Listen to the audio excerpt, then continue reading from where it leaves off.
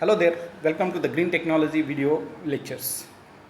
Main purpose of the green technology is identify the different source of the greenhouse gases emissions and what are the alternatives are available, how we can implement it, how we can give these credits to the particular people. So in the last video session we have seen, particularly in India, what are the sources are available for the power generation and what is still there in the R&D, and those we have discussed. And now one more step we are taking ahead to find out the cost comparison of a few typical systems for power generations. So we are going to be taking in the last video session we have identified different sources. Now we are going to be comparing in terms of the cost. So here approximate capital cost of different power generating system 2010 to 2011 it is going to be available. So in this case the system used in India, the generation, the capacity, the capital cost, and next remarks. In this case the first one is the coal-fired thermal stations. In this case the energy is going to be generating, that means the power generating is taking place by firing the coal. In this case the power generation capacity is the 55%. The capital cost in core for megawatt, for generating the 1 megawatt of the electricity, it is taking 4 to 5 crores of the amount. India has, so in the remarks what will happen, we do have a large reservoirs are available for the coal. So we do have the enough amount of the coal, but still we are importing from the foreign countries at a good quality of the coal we are importing. The second one, oil and gas thermal. These are going to be, the generation capacity is going to be 10%. For generating of the 1 megawatt, it is taking 5 to 5.5 crores. Gas gives less CO2 than coal, but India has less oil reservoirs and oil prices are ever increasing. In this case what will happen?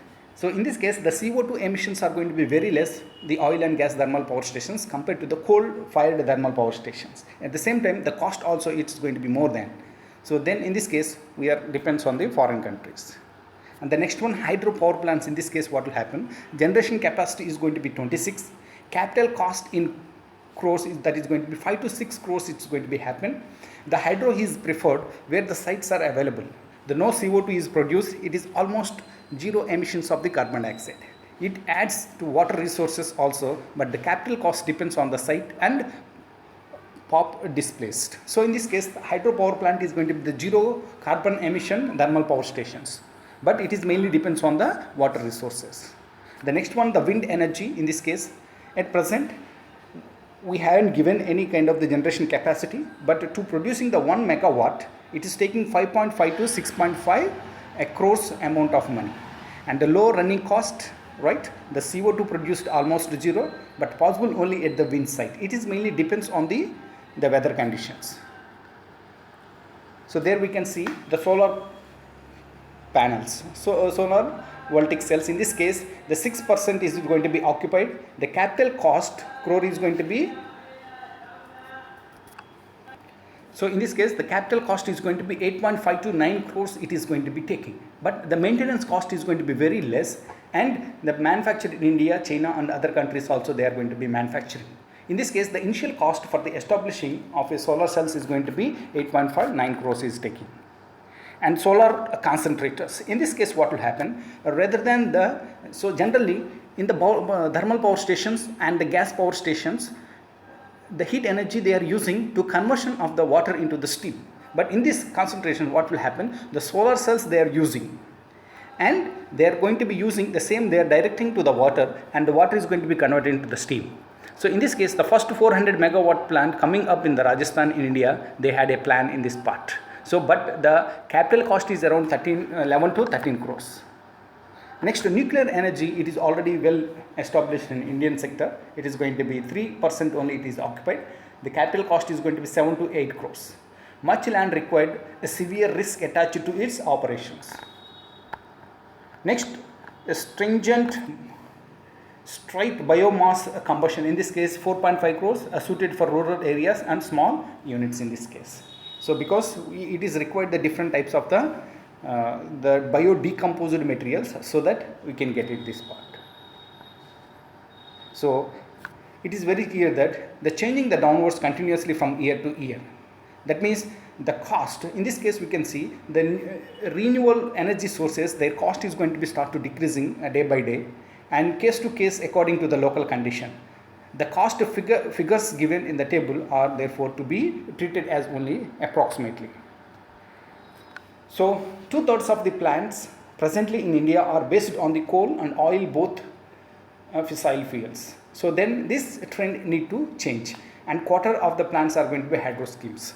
Now we are explaining the table how it is going to be. Coal-fired systems are the cheapest in capital cost in installment. At the same time, the fuels are going to be abundantly available in our Indian resources. The hydro systems come next onto the site, and next wind energy, the next solar systems, and the next more operating cost for the solar systems are normally very low operating cost. The stand-alone systems can be installed at that site, and long transition lines can be avoided. The wind and solar plants already exceed the nuclear ones, and they are likely to do so even more in the future also. With the large depositions of the coal, it is unfortunate that India cannot exploit them, owing the fear of the CO2 emissions.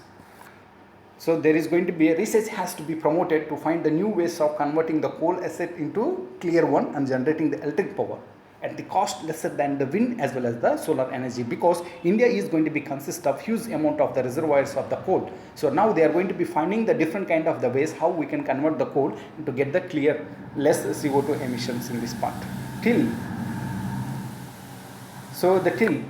Then the wind, solar and other forms of renewable energy will be need to explore, some even with the subsidy. The government has already set a target of 20 megawatt of power through the renewable sources by 2020. The government is providing the subsidies, tax benefits, attract the feed-in tariffs and other inducements such as the renewable energy certificates to transfer the benefits from the surplus states to a deficit state upon the payment. So government has given a lot of encouragement to the foreign vendors to invest in them, India for the particular in the power sectors. Already we do have seen these things. So what is the main outcome in this one? In this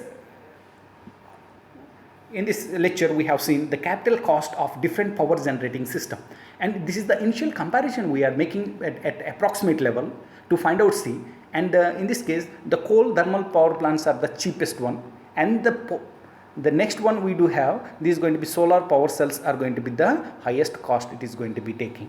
So on that basis, on this study we will do. So thank you. For more updates, follow the channel.